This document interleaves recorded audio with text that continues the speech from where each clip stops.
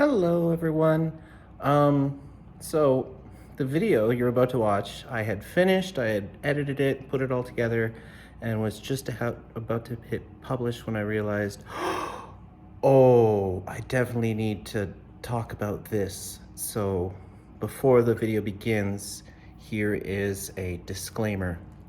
We are about to talk about deity work and using deity work to help you with the most effective, powerful magic you can use in your spells. Without a doubt, you're going to learn how to do that magic in this video, but we need to talk about the dangers and consequences of deity work before we get to the real video. Let's be clear.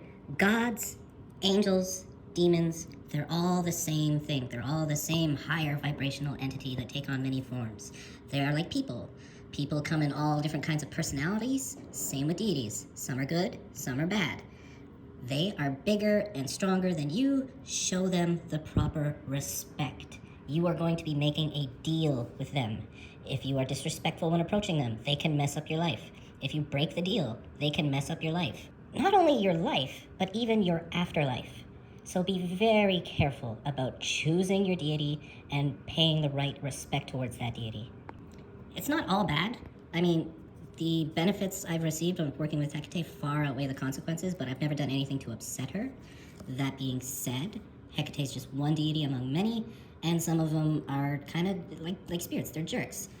There's the legendary trickster spirits that every culture has. Trickster spirits. Think about how you act towards gullible children. Ooh, got your nose. Ooh, Santa Claus is coming to town. Think about it. Sometimes it's just fun to mess with younger, naive, gullible people. And there's a story of another witch on YouTube. I'm not going to name names, but they explained how they work with this one demon, and this demon has strange requests. Oh, throw your left shoe into the river. Really? Yeah, do it. Trust me. And then you do the strange requests that they ask. And that's what you get for it. Deities are like fire. They can warm you, nurture you, provide you with comfort, or they can burn your whole existence to ash. And with that being said, please enjoy the video and take care. Hello, all you lovely witches and warlocks and wonderful practitioners of the mystical arts. Oh, there was a solar eclipse. Oh, I wonder what kind of witchy stuff has to do with the eclipse. What am I going to tell you about the eclipse? I got nothing. It wasn't really a special day for me. The eclipse did not pass over where I was. And what does a witch do during an eclipse? Don't know. Never really had an eclipse. So I can talk to you a little bit about Hecate if you want.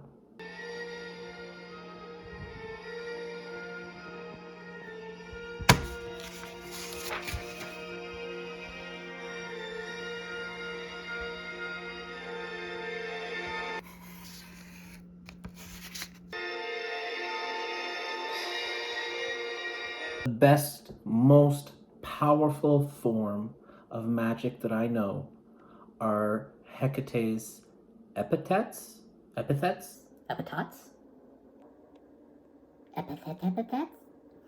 The various names for Hecate. All the names of which she was worshipped by throughout history, all of them represent a different aspect of her, and you can use those names as magical words of power.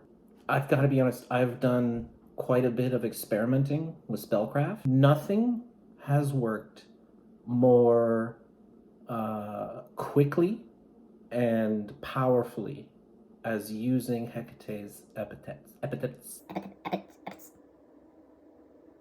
I was first introduced to this concept with this book, which is pretty good if you're getting into Hecate. It's a good little book, and it's written so that it's kind of like a course. Each month you would read a chapter, and at the end of it, you can be initiated as a priestess of Hecate.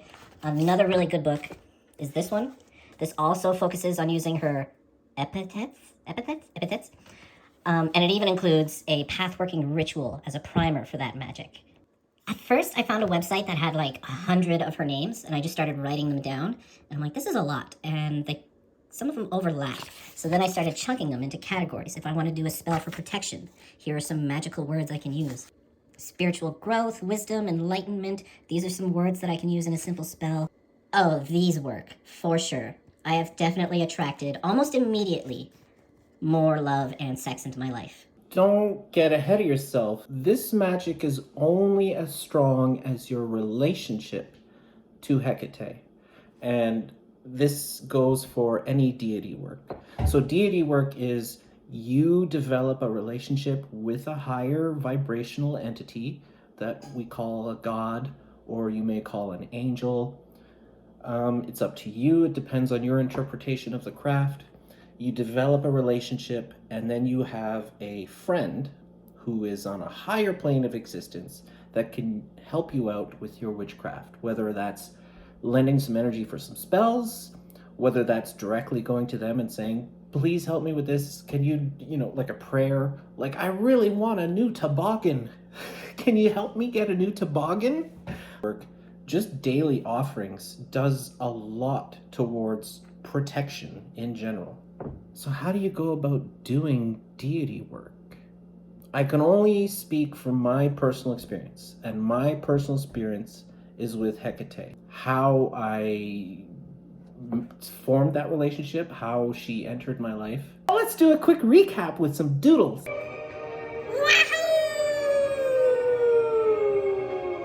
It started with my very first bad spirit. I had helped. Well, okay, long story is this spirit here had killed another spirit. I helped the other spirit earlier in the day, and my spirit guides were like, woo, good job. And then later that night, my dog started freaking out and in a panic, and I got a cold chill, and I asked for my spirit guides, and they didn't answer, which was spooky because they're supposed to. And I ended up talking to this bad spirit. And this bad spirit was really trying to intimidate me. I was asking for a specific, oh fine, I'll just tell you her name. One of my spirit guides' names is Amelia. And I was like, Amelia, are you there? And the answer I got back was, Amelia's not here. Who is it? The bad man. No kidding, like straight out of a horror movie. And I had a moment of panic, and then I realized, you're just a ghost. I've been reading about this. I know what to do. Don't try and intimidate me. Oh, okay. And we got to talking. And I was like, what do you want? And he said forgiveness. And I'm like, why are you talking to me? And the reason he was talking to me is because he can't talk to anyone else, because I'm the only one who, can talk to him. I'm sure he tried to go to a priest and was like, yo, priest, look at me. And nobody notices the spirits. You have to develop the skills to talk to them. So I was like, okay, fine, I'll hear you out. Might as well. Let's see where this conversation goes. And he opened up like he didn't mean to kill this person, and I was like, whoa, back up. You skipped over the attempted rape. I'm not gonna get into that story about what he did. And even, this and that, and I'm sorry, and blah, blah, blah, and basically just sick and tired of being a ghost, like purgatory, but being too afraid to cross over, because he killed someone, and according to his beliefs, that means if he crosses over, he's gonna go to hell, and he's gonna burn and burn and burn for eternity. How do you handle this? What am I supposed to do here? Why are you talking to me? You want me to forgive you? Who am I to forgive anybody? I don't have the authority to do that. Going to hell. And then it dawns on me, okay, clearly this spirit has Christian beliefs. So I tell him, if you believe all of what you said, and you're afraid of going to hell, that means you believe in Jesus. Talk to him. Why are you talking to me? Go talk to Jesus. I am told he's very forgiving. That's his whole thing, is love and forgiveness. If you tell him everything you told me, then I'm sure he'll forgive you. Cut out the middleman, go straight to the Jesus guy. It's not me selling Christianity to anybody. This is me talking to the spirit on the spirit's terms. Christianity is the language he speaks, so that's the language I spoke with him. He crosses over, blah, blah, blah. My spirit guides are suddenly answering me again after that, and they're like, oh, we're so proud of you. You did a great job. And I'm like, great job at what? Where were you guys? What the heck? You're spirit guides. You're supposed to have my back. I called for you. You didn't answer. And it turns out it was all the one spirit guide's idea. And the idea, the thinking was, hey, you've been running your mouth. We told you, do not talk about witchcraft because people are judgmental. The exact word she gave me is, if you could see outside of time, you could see a beaded necklace, and every bead is a witch being persecuted. Don't become one of those beads. And I was blabbing and talking about it. So she was like, okay, fine. You wanna talk about it? You want this life? You're telling people you can talk to ghosts? Fine. We'll set you up with a real spooky ghost. Kind of like a test to see how I would react with a bad spirit. Said, you had some choices. You could have peed your pants and ran away and hid under the covers and cried. You could have stood there shouting with my dagger out, being like, back, I said, get out of here, leave and leave and leave, trying to perform some sort of exorcism. I could have done sort of banishment. I could have just ignored him. I could have heard him out and then just said, no, I'm not forgiving you. Get the hell out of here. Said, what you did was give him a path to redemption. That is amazing. Like, that is better than we could have hoped for. That's great. That's what it's all about. And I was like, oh, okay. Don't do that again.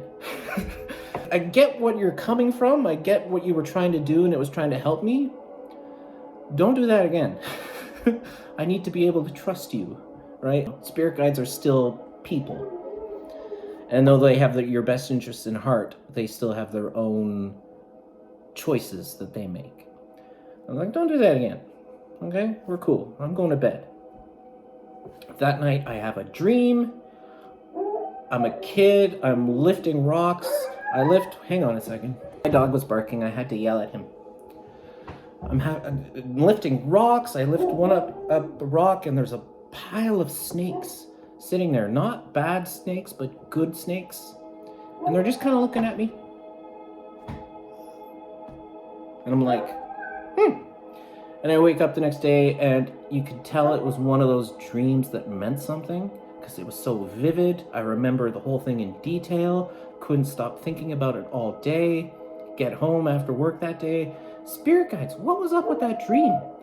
And they told me that was a sign of recognition from Hecate. And I was like, what's Hecate? A thing about spirit work and using divination tools, whatever it is, if they tell you things you have never heard of or couldn't possibly know, that's a sign you're doing it correctly. I'm like, what's Hecate? Pull out the Google machine. Oh, Hecate was a titan from Greek mythology. Zeus respected her, sided with the Greek gods against the Titans, helps Persephone, or what's her name, in and out of Hades, blah, blah, blah, blah, blah. She's referenced in Shakespeare, in Macbeth, the witches are praying to Hecate, blah, blah, blah. All this information, and start going down the rabbit hole, learning about her. And this is where the deity work begins, is you make offerings. I set up an altar, which was just a drawing I made of Hecate. I put a few crystals and herbs that I thought she would like next to the altar. And I would give her offerings. I did a little research. What does she like? She likes wine. Fantastic, so do I. I got a new drinking buddy. She likes eggs. Here you go, here's an egg. She likes honey. Well, I ordered McNuggets from McDonald's and I got an extra honey packet. Here you go. And I just kept giving these offerings every day. Maybe not every day. I don't know, but regularly. Not really sure of where I was going with my whole offerings thing. It just seemed like that's what you're supposed to do when you're a witch, is make offerings to a deity. And this deity visited me in my dream, so she said hi, I'm gonna say hi back. It reaches a point where I decide I'm going all in on spirit work, so I might need a little extra help. And so I made a petition to Hecate. I poured my heart out on a piece of paper with how I felt and what I wanted. Basically saying, hey, Hecate, I'm going to talk to spirits. I might get in over my head if it's not too much trouble, and you can judge me, and if you think, I'm cool, great. If you don't mind helping me out if I ask for help, that would be wonderful. And then I burned that petition. And then something paranormal happened. It started around the borders of my drawing of Hecate, my little makeshift altar, but this weird energy shadow appeared with eyes, and it was a woman's face. Suddenly, I got what I asked for, and she judged me. And immediately, I received flashes from my memory of when I was a wee little baby witch, searching under my deck for toys, and there was a garter snake coiled up in a frisbee, and I was scared because I'm a little kid, right? And snakes are poisonous. And I just sat there staring at the snake, and the snake sat there staring at me, and then shoo, and suddenly I receive another flash of I'm walking with my mom, and we see the biggest, most strangely huge snake, way too big for where I live. This looked like something from the jungle, but it was in Canada, and it was a water snake in Lake Huron. It was like when you play a game and you get to the boss level, this was the boss of snakes. And it was me with my mom. And then immediately flashed back to the dream I had the night before of a bunch of little snakes just kind of staring at me. You know, not threatening, but kind of like with a little bit of love in their eyes. And it just blew my mind. And the face said to me, agreed. This was the first and only time that she has appeared before me. I have done evocations where I summon her, but I don't get that weird shadow thing appearing. It's more like she speaks through me. I'm not too sure how it works, to be honest. I hear her and I kind of repeat what she's saying, but my voice is a little different when I'm doing it. Scroll through my videos. One of them is bound to be me with Hecate talking through me. We worked out a deal where there was only 2 stipulations. Help open doors for people, which is a little ambiguous what that means, but I like to think I'm doing it. Don't use magic to harm. Fair enough. Well, what I tend to do is I don't want to waste her time. If I have a question, I'll write it down on a piece of paper. Once I have enough questions where I feel like, okay, this is enough questions, I could go to Hecate and I'll ask her these questions. Because the last thing I want to do is channel all this energy, you know, get her on the phone and then have nothing to say. I come prepared. I find communication, if I'm in a trance, is kind of difficult. I come out of it drained and feeling groggy. She explained to me it's because we're meeting at the crossroads. Crossroads? What does that mean? Meeting halfway. And for me to travel halfway, apparently is draining or exhausting, or it's hard to focus afterward. I'll ask her my questions, she'll give me my answers. If I'm doing a spell, I can ask her after the spell, how was that? You know, I want to be respectful and I don't want to waste her time and I don't want to be pestering her.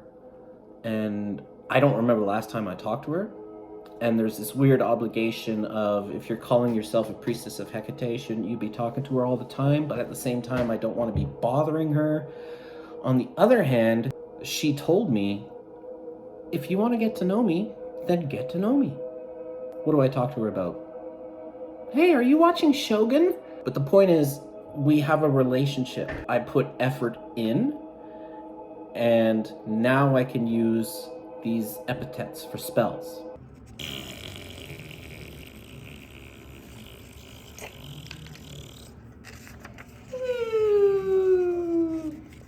I could do the full path-working ritual where I say some words of power and I get in an altered state of consciousness, and then I do some path-working where I'm on a cliff and I see Hecate and there's dogs howling and there's a full moon. But I find it also works just as easily to chant,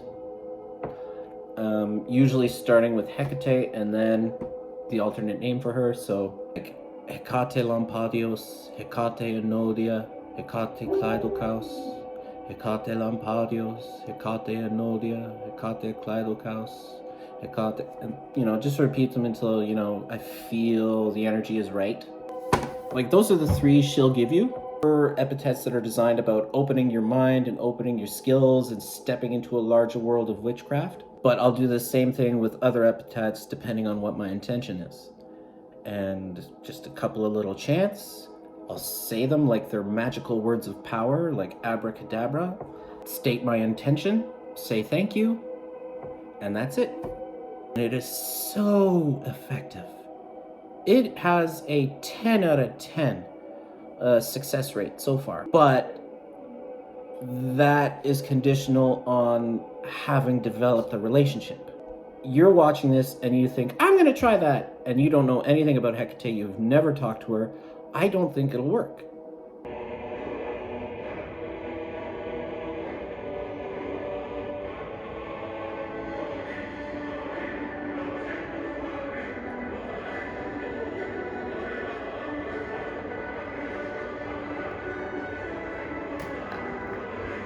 Trust your intuition.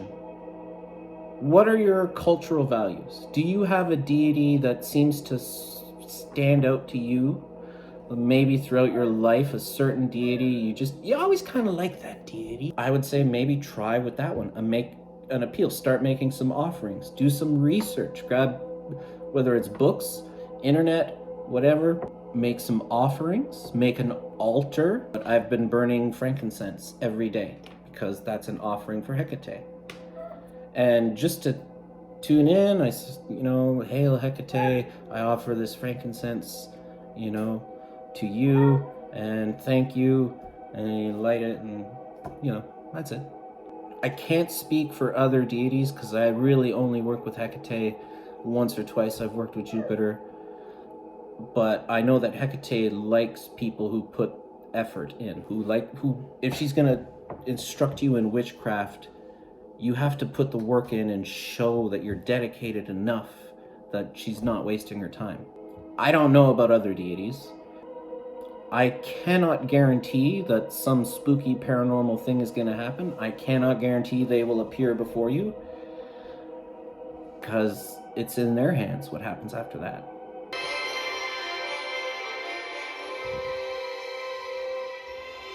Thank you very much for watching and tuning in. Click like, subscribe, recommend me, all that stuff, and peace be with you. I don't know why I randomly picked toboggan.